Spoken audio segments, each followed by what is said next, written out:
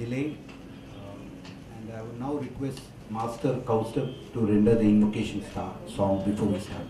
You can all sit down, and please keep your mobile phones in the silent mode, please.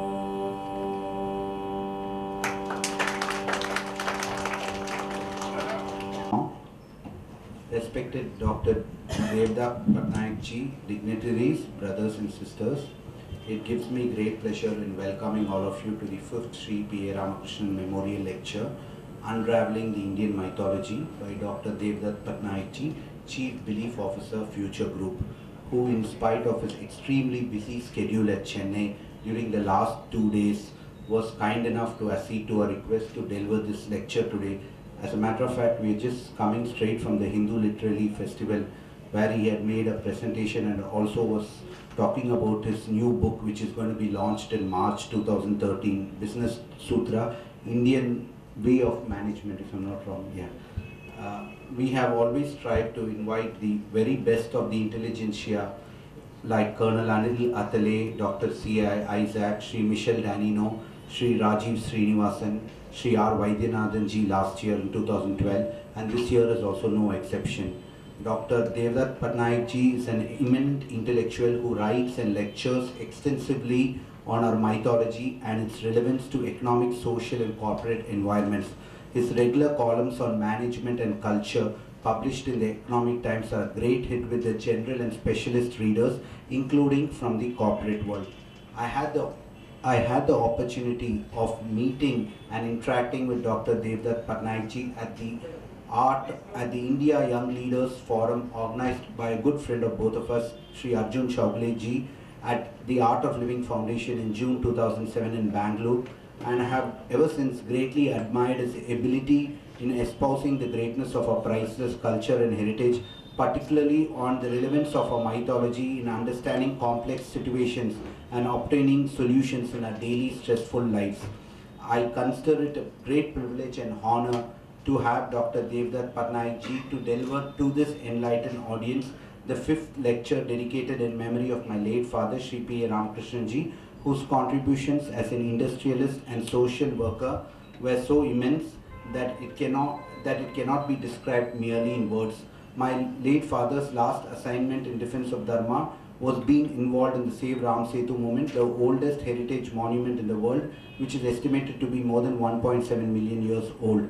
It will be very pertinent to mention here, particularly in the context of the current lecture, that there were probably several valid reasons not to have even considered implementing the Setu Samudram shipping channel project, including loss of livelihood of fishermen, destruction of a valued flora and fauna, removal of tsunami barrier which probably saved the entire Kerala coastline in December 2004, only small ships able to use the canal due to limitations of draft and technique, and finally, as highlighted by my late father in his extremely thought-provoking and technically undisputable article, Nightmare Ship Salvage Operation if Setu Samudram is aligned as a mid-ocean channel passage, which was published as a part of the full-page color supplements on the importance of saving Ram Setu in the Hindu and the Pioneer in July and August 2007, in which he conclusively established its non-viability and feasibility while comparing it with the Suez Canal shipping canal project which had been implemented in the 20th century.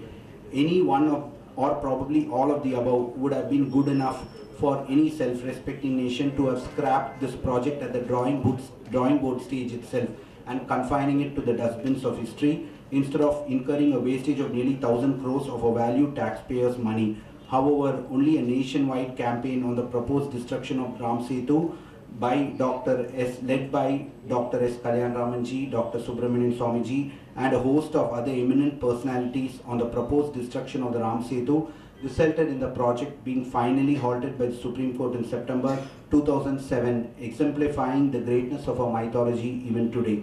As Dr. Subramanian Swamiji brilliantly argued in the Supreme Court that just as one does not go and touch the sun god to worship it daily, similarly, it is not necessary to go and pray at the Ram Setu to prove its reverence to millions of Hindus all over India and the world.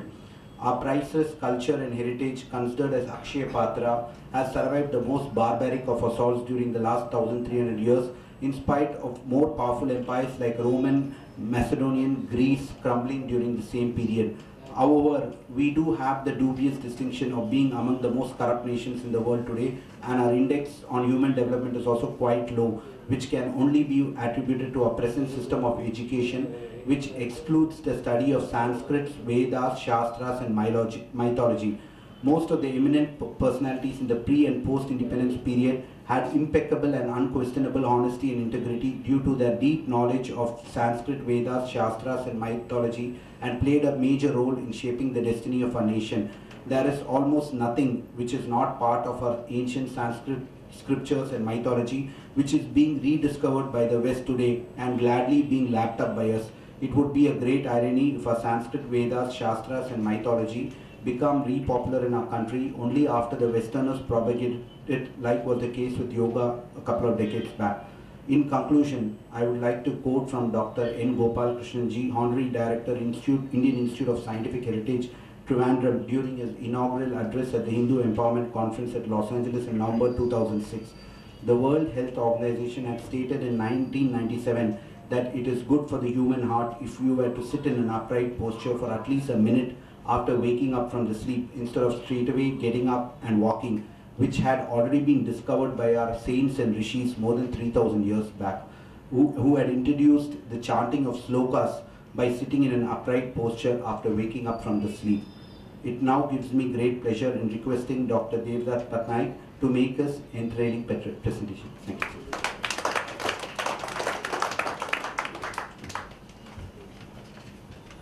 Thank you for inviting me. the topic given to me is the subject that I've been working on for the last 15, 16 years, Unraveling Indian Mythology. So first, let's define this word, mythology, because when you say this word mythology, it upsets a lot of people. The reason they get upset is because the definition in most people's mind is a definition which comes from the 1950s and 60s or much earlier, where myth was equated with falsehood. So naturally, when somebody says, I'm going to talk about Indian mythology, they think I'm talking about something false. So that's a valid reason to get upset. But in the 1950s and especially in the 1970s, a great revolution took place in the world of literature. It's called postmodernism. And that, with that understanding, the word myth came to be redefined. It came to be redefined as subjective truth. So myth basically means a truth which is subjective. Now, let me explain this with a very famous story which everybody has heard as children. Once upon a time, there were two brothers. One was Ganesha and the other was Kartikeya. There were two brothers and they decided to go on a race 3 times around the world. And the story, as you all know, Kartikeya goes around the mountains, the oceans, the planets. And Ganesha goes around his parents. And Ganesha says, I won. And Kartikeya says, how come? And this is the answer Ganesha gives Kartikeya. You went around your world, the objective world of mountains, oceans, planets, continents. I went around my world, the world of my thoughts, dreams, imagination, ideas. What matters more? Now, if I were to ask the question, you'll realize that there are 2 worlds that we inhabit all the time. There is the world of things, the world of mountains, oceans, planets, the world of physics, chemistry, biology. There's another world we occupy, the world which is inside our mind, the world which is accessed through psychology, the world of imagination, the world of dreams, the world of ideas, the world of feelings, the world of emotions, the world, the way we see the inner world. What matters more? Does the inner world matter or the outer world matter? A very simple way to explain this. The outer world is the subject that we study mostly in science. The inner world enters the realm of mythology, of myths, of imagination. Now, how do I study this world? Because it is intangible. It is subjective. How do I enter your mind? How do I understand your mind? How does a psychologist understand your mind? How does he get there? And there is only 3 ways in which I can access your mind. I can access your mind through stories that you tell, symbols that you choose to show, and rituals that you perform. Stories, symbols, rituals. All 3 things are 3 types of tangible things through which I get access to your inner world. Now, this is true for an individual, this is true for a community, this is true for anybody. So when I'm studying mythology, I study the stories, symbols, and rituals that enable me to understand the subjective truth of a person, a community, an organization, anything, any group of people, I can understand through the stories, symbols, and rituals that they follow. So, how do I know? When we use the word mythology, the assumption is I'm talking about something religious or spiritual, which is not true. It's a language. There's something called secular mythology. Let me explain this. India as an idea, the Indian nation state or the Republic of India, a child is not born with this knowledge. But this knowledge is constructed or designed in his inner world through stories, symbols, and rituals. We tell the child the story of the Indian freedom struggle. We tell the child, that is a story, a narrative that he hears. Then we tell the child about symbols like the Indian national flag, the national animal, the national bird. And then we have rituals like Independence Day, Republic Day. And we are told when the national anthem is sung, you have to stand up. And by doing this again and again and again, gradually the child starts to appreciate that there is something special about this concept called India. Now, does India exist in nature? It doesn't. It is a political entity constructed by, if there were no human beings, would India exist? No. It's human beings who have created this idea, and we communicate it through stories, symbols, and rituals. Now, for hundreds and thousands of years, people have they've communicated different kinds of ideas. So mythology is not a religious concept only. It is also a religious concept. It is also a secular concept. It applies to the nation state. It applies to organizations. So when somebody says Infosys, now when you go to Infosys, you will observe they will have a story that they will talk about the origin of Infosys. They'll have symbols of Infosys, the photographs that they value, the rituals that they value. They will have special Infosys Day, Founders Day. Certain things are sacred in that space. You are supposed to follow the business in this way. You're not supposed to do that way. And that constructs in your mind an idea called Infosys. The same idea can be applied to branding, management, so many other topics. It's a vast topic by itself. There are different words. People try to understand mythology using different words. Some words are like discourse is used. Semiotics is used. Different words are used. And that's the world of mythology. Which brings me to, well, then what is Indian mythology? Now I use it very specifically. I use it for stories, symbols and rituals that communicate, that have one assumption which is unique only to the Indian subcontinent. It is the idea of rebirth. Nowhere else in the world does this idea exist or originate. It's